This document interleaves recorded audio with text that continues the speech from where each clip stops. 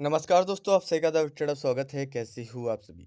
CRPF की website पे अभी-अभी एक अपडेट आया है सीआरपीएफ ट्रेड्समैन से रिलेटेड, जो आप सभी के लिए जानने के लिए ज़रूरी है। सभी के लिए, किसी एक के लिए है, मगर फिर भी ये एक जानकारी है जो मुझे नहीं पता किसके लिए ख़ास होगी, क्योंकि मुझे नहीं पता कि कौन मेरी वीडियो देख रहा है, कौन नहीं देख रहा है, तो मुझे बताना सबको, ये मेरा फ़र्ज़ है। तो अभी-अभी आप देख सकते हैं वेबसाइट पे, यहाँ लिखा हुआ है recruitment to fill up vacancy for the constable, technical, tradesman, pioneer, minister and CRPF examination 2024 2023।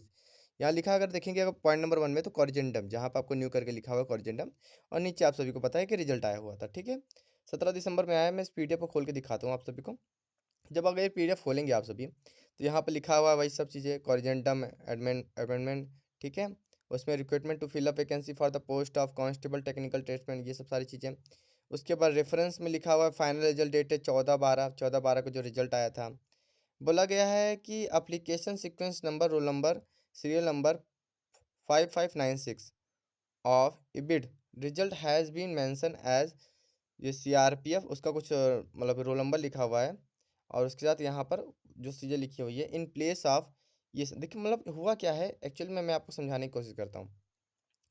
पहले अगर आप यहाँ देखो फॉर में, यहाँ पर सीरियल नंबर क्या लिखा है 5596, state Uttar Pradesh, post selected for constable driver, और यहाँ पर एप्लीकेशन नंबर वगैरह लिखा हुआ है, ये रोल नंबर लिखा हुआ है, candidate name Prince Kumar, male, ये चीज़ें।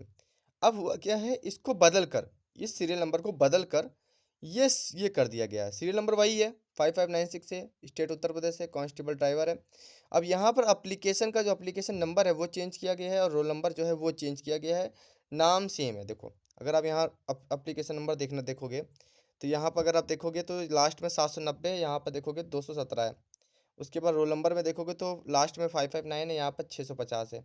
यानी कि बच्चे का नाम वही है, और रोल नंबर और एप्लीकेशन नंबर चेंज कर दिया गया। मतलब ये बात समझ में नहीं आ रही, बिल्कुल भी हज़म नहीं हो रही, ये कैसे किया गया? यानी एक बच्चे का पहले सिलेक्शन हुआ, फिर उसका सिलेक्शन नहीं हुआ, और बच्चे का नाम सेम है प्रिंस कुमार, यानी कि इनसे कुछ गलती हुई है रिजल्ट बनाने में।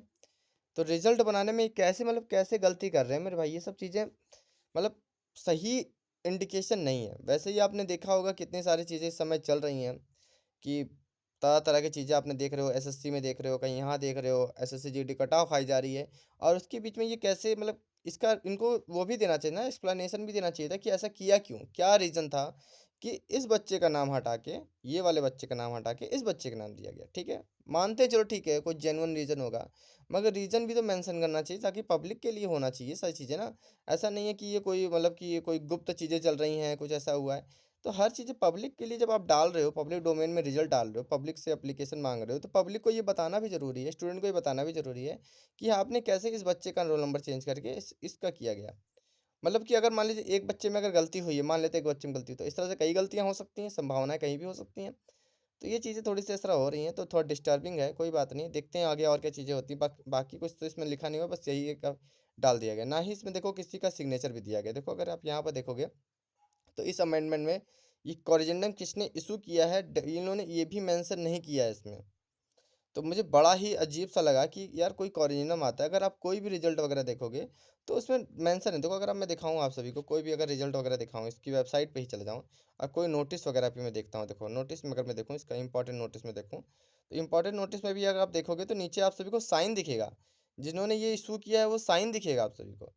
मगर उस वाले में कुछ भी इन्होंने मेंशन नहीं किया, मतलब किसके रेफरेंस से वो चेंज किया गया है, किसने चेंज किया है, उन्होंने ये भी तक मेंशन नहीं किया कोरिजेंडम में। और ऐसा नहीं है कि कोरिजेंडम में साइन नहीं होता, कोरिजेंडम बिल्कुल साइन होगा। यहाँ पर आपको बताना चाहिए था किसने इशू किया, वो भी नहीं, जो अपेलेट अथॉरिटी है या फिर जिसने भी किया गया, किसने किया ये नहीं पता।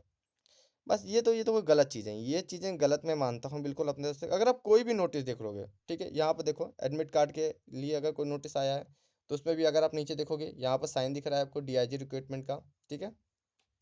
और भी आपको चीज़ें दिखाता हूँ, जितने भी आप नोटिस देखोगे, ठीक है? ये notice recruitment fill up vacancy shortlisted, देखिए कोई करेक्शन आया था, एक कोई करेक्शन वगैरह मैं दिखाता हूँ, कोई अगर अमेंडमेंट वगैरह आया हो, ठीक है? नोटि पीएसटी पीटी रिक्रूटमेंट, कोई भी अगर आप नोटिस उठा के देखोगे, तो उसके नीचे आपको यहाँ पर साइन देखने को मिलेगा। मगर ये ऐसा नोटिस इन्होंने कोरिजेंडम डाल दिया है कि इसमें कुछ भी नहीं है। तो ये चीज़ें थोड़ी-सी डिस्टर्बिंग है, बाकी आपको कैसा लगता है? आप ज़रूर कमेंट बॉक्स में बताइएगा कि ऐसा नहीं होना चाहिए, किसी बच्चे का नाम हटा के दूसरे बच्चे का नाम डाल रहे हो, कोई रीज़न भी नहीं दे रहे हो, तो ये सही नहीं है, ठीक है? रीज़न बताना चाहिए था। चलिए फिर अभी के लिए तो अलविदा, मिलते हैं नेक्स्ट वीडियो में। Thank you so much.